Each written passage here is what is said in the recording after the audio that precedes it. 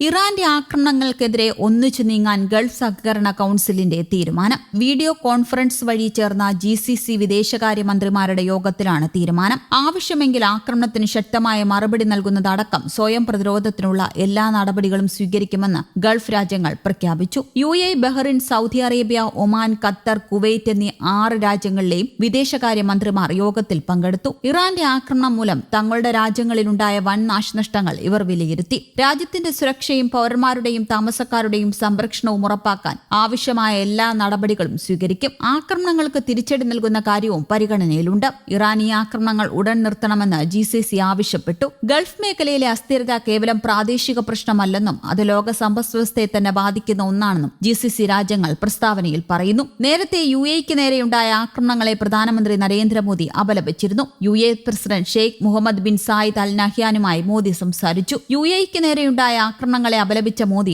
ആക്രമണങ്ങളിൽ ജീവൻ നഷ്ടപ്പെട്ടവർക്ക് അനുശോചനം രേഖപ്പെടുത്തുകയും ചെയ്തു. പ്രതിസന്ധി നിറഞ്ഞ ഘട്ടത്തിൽ UAEക്കൊപ്പം ഇന്ത്യ നിലകൊള്ളുന്നതായി മോദി എക്സിൽ കുറിച്ചു. UAEയിൽ താമസിക്കുന്ന ഇന്ത്യൻ സമൂഹത്തെ പരിപാലിക്കുന്നതിനും UAE പ്രസിഡന്റിന് നന്ദി അറിയിച്ചതായി മോദി എക്സിൽ കുറിച്ചു. അതിനിടെ ഗൾഫ് രാജ്യങ്ങളെ ലക്ഷ്യമിട്ട് ഇറാൻ നടത്തിയ പ്രത്യാക്രമണത്തിൽ മിസൈൽ ഡ്രോൺ ആക്രമണങ്ങളെ സൗദി അറേബ്യ ഫലപ്രദമായി പ്രതിരോധിച്ചുവെന്ന് റിപ്പോർട്ട്. അത്യാധുനിക പ്രതിരോധ സംവിധാനങ്ങളായ പാട്രിയറ്റ്, താഡ് എന്നിവ ഉപയോഗിച്ച് മിസൈലുകളെ ആകാശത്ത് വെച്ച് തന്നെ തകർത്ത സൗദി സൈന്യം രാജ്യത്തിന് നേരെ വന്ന ഭീഷണിയെ പൂർണ്ണമായും നിഷ്പ്രഭമാക്കി. തലസ്ഥാനമായ റിയാദ്, എണ്ണസമ്പന്നമായ കിഴക്കൻ പ്രവിശ്യ, അതിർത്തി നഗരമായ ജിസാൻ എന്നിവിടങ്ങളെ ലക്ഷ്യമാക്കി വന്ന ബാലിസ്റ്റിക് മിസൈലുകളെയും ഡ്രോണുകളെയും സൗദി വ്യോമ പ്രതിരോധ സേന ആകാശത്ത് വെച്ച് വെടിവെച്ചിട്ടു. സൗദി അറേബ്യയുടെ തന്ത്രപ്രധാനമായ എണ്ണ കേന്ദ്രങ്ങളെയും ജനവാസ മേഖലകളെയും തകർക്കുക എന്ന ലക്ഷ്യത്തോടെ തൊടുത്ത മിസൈലുകൾ ലക്ഷ്യസ്ഥാനത്തെത്തും മുൻപേ തന്നെ തകർക്കപ്പെട്ടു. മിസൈലുകൾ തകർത്തതിനെ തുടർന്നുണ്ടായ അവശിഷ്ടങ്ങൾ ജനവാസമില്ലാത്തയിടങ്ങളിൽ പതിച്ചതൊഴിച്ചാൽ മറ്റു നാശനഷ്ടങ്ങളോ ജീവഹാനിയോ റിപ്പോർട്ട് ചെയ്തിട്ടില്ല. സൗദി അറേബ്യയുടെ കൈവശമുള്ള അമേരിക്കൻ നിർമ്മിത പാട്രിയറ്റ് മിസൈൽ പ്രതിരോധ സംവിധാനവും ദീർഘദൂര മിസൈലുകളെ തകർക്കാൻ ശേഷിയുള്ള താഡ് സിസ്റ്റവുമാണ് ഈ നിർണായക ഘട്ടത്തിൽ രാജ്യത്തിന് സുരക്ഷാ കവചമായത്.